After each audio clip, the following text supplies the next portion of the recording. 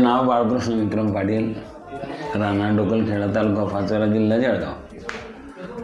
मी गाडीवरून पडलो, ॲक्सिडेंट झाला।